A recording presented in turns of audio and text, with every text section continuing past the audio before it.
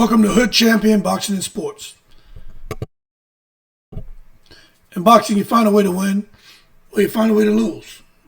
And there's no doubt about it. The next big fight in women's boxing, Shadasia versus Claressa. The time has come. Green versus Shields. Make the fight. Now, I do think Caroline Dubois and Baumgartner is another huge fight.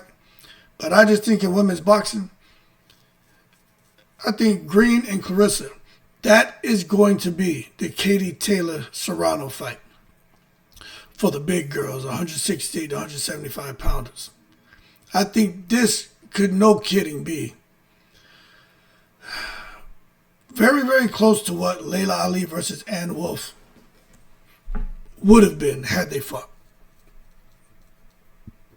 Now, I'm just talking about as far as comparison, as far as Claressa and her ability as a really good boxer, and then Shadasia, who can box as well, but then she's got the power.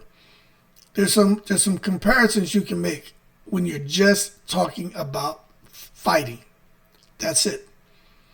But what you got is star power and style clash. You know what I'm saying? Claressa Shields equals the most accomplished woman boxer ever. That's not my opinion. It is what it is, right? The gold medals, undisputed at multiple weights, known worldwide. Her profile is growing. You know, you can't hate on her. And Shadasia Green is just that new monster in women's boxing. At 168, doing the business. Unified champion, man, IBO, IBF, and WBO. Athletic, explosive, still improving, and wants all the smoke with Claressa Shields. Now, I'm going to tell you right now, I understand some people say Shields against DAZN is more like legacy against emergence. And I understand when they say that. Because if you talk to Claressa Shields, she'll tell you Claressa has done a lot. She's accomplished a lot. She deserves to be the A side. You know what I'm saying? I can't take that from her. So Shadasia is very fair about the whole thing. But I'm going to tell you this. When it comes to boxing fans, men and women, diehard boxing fans and casual, this is what they're talking about. They're like, hey, Hood, the time has come. We need to make this fight. And I'm like, I agree. Because, see, fans love, even the casuals, one of those prove you the best type fights. They don't really care for tune-ups. They ain't really feeling the safe matchmaking. They want drama. They don't want dominance. You know what I mean? Now, what Claressa Shields does great. We just saw her fight Franchon. The hand speed is elite. The timing is elite. The distance control is elite. You know what I'm saying? 100%. She throws in combinations, man. 3s and 4s. She can throw 5, 6, 7 punches, not single shots. That makes a big difference when you're in a fight with someone who's throwing combinations. So they throw the first 2 or 3. You think you're safe to respond in. Bing, bing, bing, you get hit with some more shots. So she doesn't throw single shots, and that gives her a really big advantage over anyone she fights. And she's excellent at walking fighters into traps, forcing them to fight her pace. And she's very hard to outthink. So Claressa Shields has those things going for her. And she has some advantages as far as her mental and her resume. She got the championship mentality, multiple weight divisions. She got big fight experience. She's not scared of pressure. And she's really cool with being the villain. You know what I'm saying? Now, when it comes to Shadasia Green, physical tools. She got a tall, expanded frame, longer reach. I think by a little bit, natural power. Faster feet than most at 168. Just thanks to her very athletic background and playing basketball. Shadasia is a serious problem. And I'm going to tell you, people keep talking about, well, Franchon beat Shadasia. Right. Shadasia would tell you that Franchon beat her. We all saw the fight. But there has been tremendous growth since the Franchon fight. And there were some things that were happening right there before the Franchon fight that affected the fight. But Shadasia's not going to make any excuses, but the one thing to learn and to understand is that Shadasia has grown, has been better conditioning. She's improved her jab. She improved her shot selection. She improved her ability to punch in between shots. She improved her defense. And what I like is that she's really learned not to brawl unnecessarily. She's watching her. She's picking her moments, picking her spots. She knows when to box. And she also knows when to step on the gas. For me, I want to make sure that she's working on that expanded gas tank. You know what I'm saying? That's what I want to make sure. That she's working on that expanded gas tank. Now, there is a bit of a style advantage here. She's way more athletic than Franchon. Claressa hasn't dealt with someone as athletic as Shadasia Green. This is something people are overlooking. And she's stronger than most opponents Claressa's face outside of Daniela Perkins. Everyone says Perkins can crack. And the other thing I'm going to point out, Shadasia has speed. She has power, she has confidence, and she has hunger. I'm not making this up. So we got to give her credit where the credit's due, because there's a style advantage for her. Now, I'm telling you, I think promoters would jump all over this. Claressa Shields and Shadasia Green. If not, shit, Hood Champion may have to come out here and nickel and dime myself in a position to promote this fight and put the money up. But Demetrius Salita and MVP, look, Demetrius Salita is business-minded. You can tell he's business-minded because he's working with damn Win Records. Who would have ever thought he'd be working with getting close to the hip-hop audience? But that just lets you know Demetrius Salita is like, I'm where the money is. And then Jake Paul and MVP, they're marketing machines. So if you bring together the business-minded Demetrius Salita with the business-minded and marketing machine of Jake Paul and MVP, I'm telling you right now, this fight sells narratives, it'll sell controversy, it'll sell women's boxing. The fight will sell. Both of these women are going to make money hand over fist. And they deserve that Wu-Tang Cream cha-ching ching dollar bill, y'all. Now, some people say, nah, they won't work together, man. Claressa and Franchon can't work it out. Demetrius Salita and MVP won't work it out. Let me tell you something. There's no other woman fight that matches this. This is one of those Floyd Mayweather-Pacquiao type situations. You know what I'm saying? No matter what network you're on, no matter what, it's like Floyd and McGregor too. I mean, what I'm getting at is the money. The kind of money that's going to be there. It doesn't matter your network, your promoter. People will come together to make this fight happen. You know what I'm saying? No other women's fight matches it. The shit is dangerous. It's historic. And it's very, very profitable. Now, I'm going to tell you right now. Y'all say, oh, you think it's profitable? Yeah, I do. Without Saudi Arabia and Turkey al-Sheikh involved, you know, when Turkey's in the house every day, it's Thanksgiving.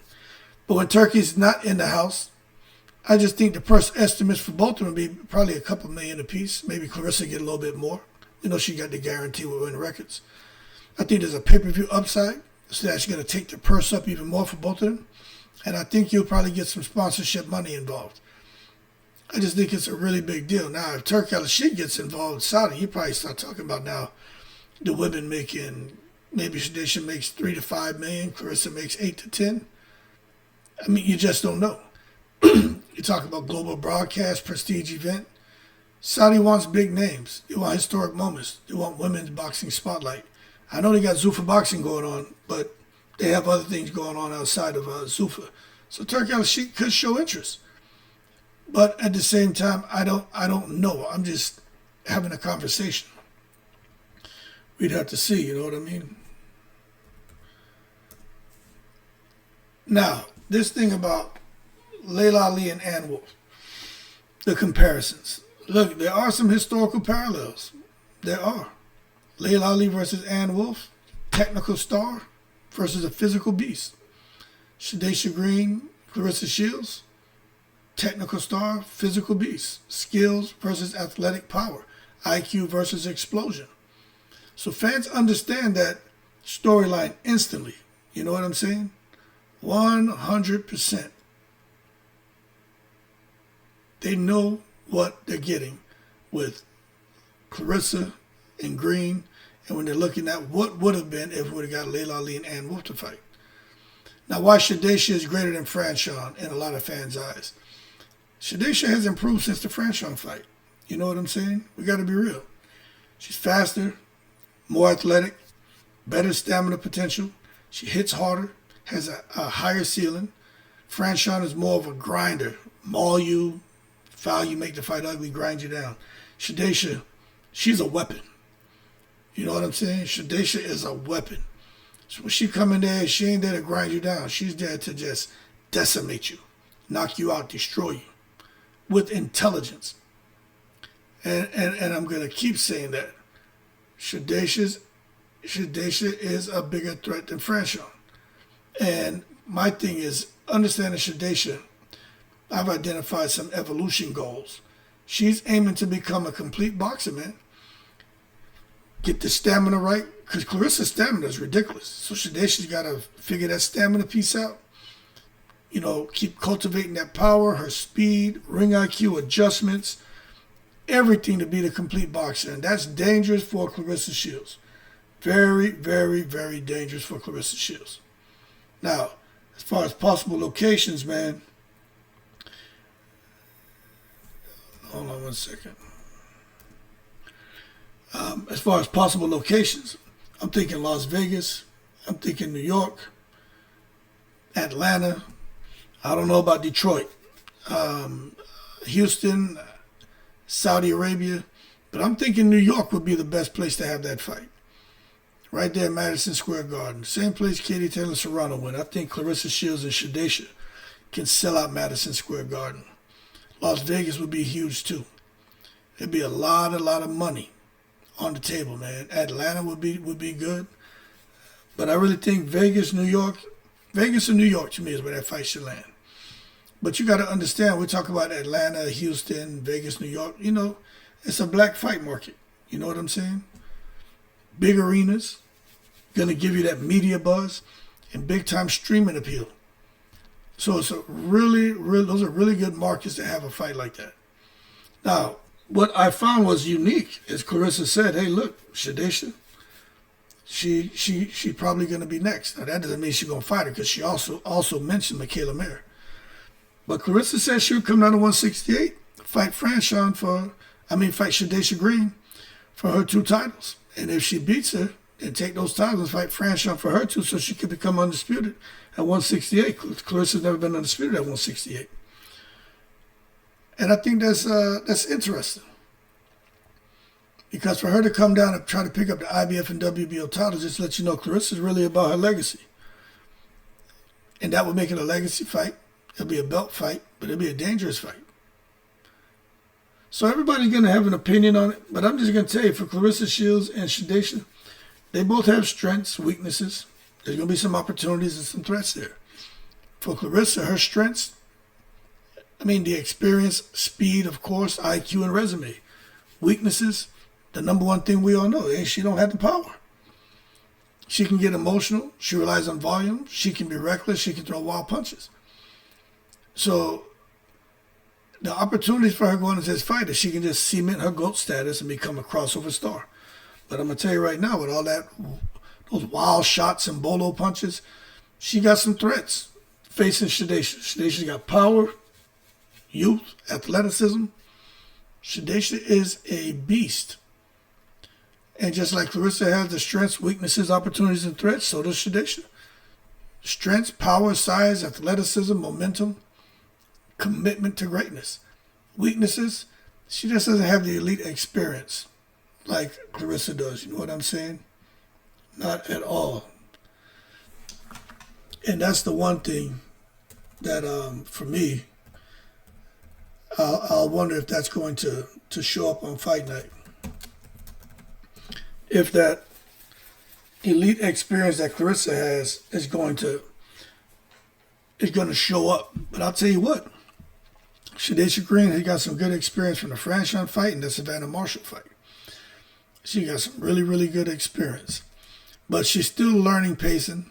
She's getting better. But the one thing about Shadasia is, in between fights, she's in the gym and she's working on all those things that fans are saying, hey, she should work on this, work on that, and the things that she knows she has to improve on. So I just think there's a lot of opportunity for her going into a fight with someone like Claressa, because you could get upset of the decade, and this could really cast her to superstardom. I mean, Claressa Shields, whether you agree with her or not, she's a big deal, folks. And if Shadasia can clip Claressa Shields, she's going to be out of here as far as her profile. She's going to become a superstar. But there's some threats when facing someone like Claressa Shields. That speed is crazy. The judges, you just don't know if any corruption is going to exist. And there could be some big fight nerves. So the final truth, let me just tell you this. The fight is dangerous, it's profitable, it's historic. That's why this fight needs to happen. And it's real boxing. This shit's not a circus. I'll tell you that. Whoever wins, they're going to own women's boxing. And the only other match that comes close to this is Baumgartner and Dubois, but it hasn't built to what this fight is built into. And it's only going to get bigger now, because you know I'm going to do a bunch of videos on all of these fights. Because this is the fight I really want to see. Boy, I hope they make this fight happen. Don't BS and procrastinate, make the fight now. Money, legacy, and power. The most dangerous women's fight in a long time. Y'all keep cool, I'm in the breeze.